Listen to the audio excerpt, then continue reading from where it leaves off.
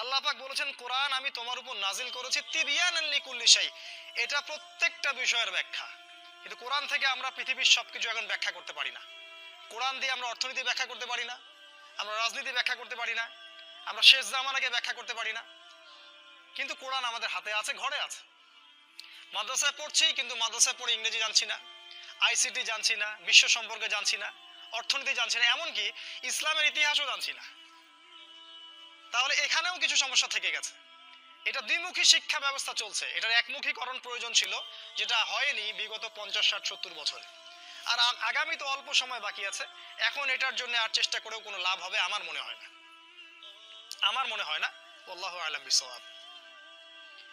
এটা 4 নাম্বার কাজ তারা করেছে, এডুকেশন সিস্টেমকে দিয়ে তোমাদের ভিতরটাকে ধ্বংস করে দিয়েছে। 5 নাম্বার, তারা তোমাদেরকে দুনিয়ার মোহে ব্যস্ত রেখেছে। 5 নাম্বার, দুনিয়াটাকে এত সুশোভিত করে তোমাদের সামনে তুলে ধরেছে, মনে হচ্ছে এই দুনিয়াই সবকিছু। আর এই দুনিয়া পূজারী কোনো যুবক ছেলেকে দিয়ে আপনি আল্লাহর পথে কোনো খেদমত আশা করতে পারেন না, কারণ ওর পুরো চিন্তাটা দুনিয়া কেন্দ্রিক। সকালবেলা ঘুম থেকে উঠে ও চিন্তা করে দুনিয়া, দুনিয়া আর দুনিয়া, রাতে ঘুমানো পর্যন্ত। আল্লাহকুমুত তাকাসুর, আল্লাহ পাক বলেছেন হাত্তা জুরতুমুল মাকাবির, যতক্ষণ না তোমরা কবরে পৌঁছাচ্ছ ততক্ষণ এই প্রাচুর্যের প্রতিযোগিতায় লিপ্ত আছো।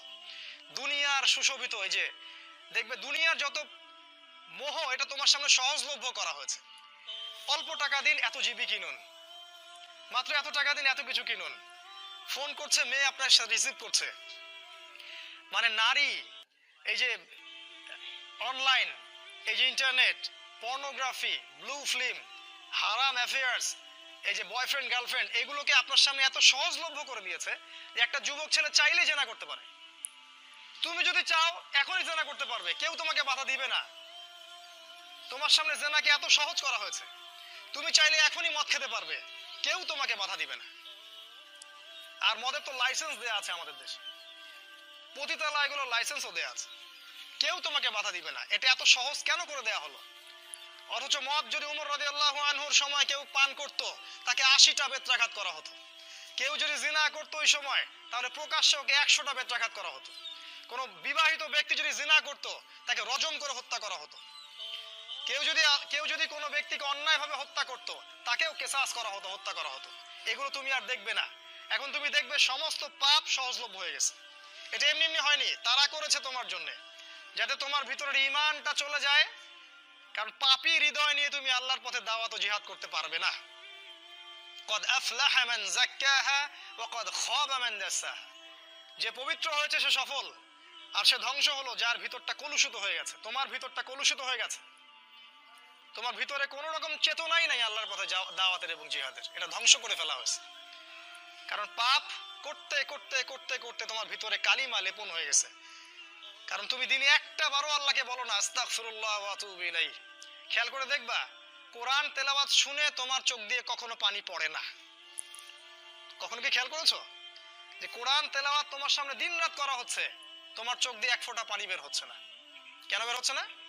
কারণ তোমার ভিতরে সেই পরিশুদ্ধ হৃদয়টা নাই, তাসকিয়া নূরটা নাই, পাপ দিয়ে ভর্তি হয়ে গেছে। 6 নাম্বার, নারীকে তোমার সামনে সহজলভ্য করা হয়েছে। নারী, মেয়েদেরকে তোমার সামনে এমন ভাবে উপস্থাপন করা হয়েছে ল্যাংটা করে। রাসূল সাল্লাল্লাহু আলাইহি ওয়াসাল্লাম বলেছিলেন যে শেষ জামানায় 2 শ্রেণীর মানুষ আসবে যাদেরকে আমি এখনো দেখি নাই। এক শ্রেণী হচ্ছে নিসাউন কাসিয়াতুন আরিয়া মুইলাতুন মামিলাত, মানে এমন এক শ্রেণীর মেয়ে বের হবে শেষ জামানায় যারা কাপড় পরেও ন্যাংটা হয়ে থাকবে। ভাষাটা ভালো করে বোঝেন, কাপড় পরেও তারা নগ্ন হয়ে থাকবে। আমার মনে হয় না এটার ব্যাখ্যা করার দরকার আছে। কাপড় পরবে কিন্তু কাপড়ের সবকিছুই, ভিতরে সবকিছু আপনি দেখতে পারবেন, বুঝতে পারবেন কোন অঙ্গ কতটুকু উঁচু নিচু, কোনটা কি। এখন এমন ড্রেস বাইরে থেকে ভিতরে সব দেখা যায়, কাঠামো কি সেটাও দেখা যায়। এমনকি এমন বোরখা বের হয়েছে এখন, যেটা পরার পরেও দেখবেন যে তার ফিজিক্যাল সমস্ত স্ট্রাকচার বোঝা যায়। এই যে নারীরা বের হবে, এটা রাসূল আগেই বলেছিলেন। একটা হাদিস আপনাদেরকে বলি, নবী সাল্লাল্লাহু আলাইহি ওয়াসাল্লাম আরো বলেছেন যে এই মাসিহুদ দাজ্জালের সবচেয়ে শেষ অনুসারী হবে এক শ্রেণীর নারী, এক শ্রেণীর নগ্ন নারী, যাদেরকে তার স্বামী বাবা পিতা ঘরে রাখতে চাইবে কিন্তু তারা ঘরে থাকবে না।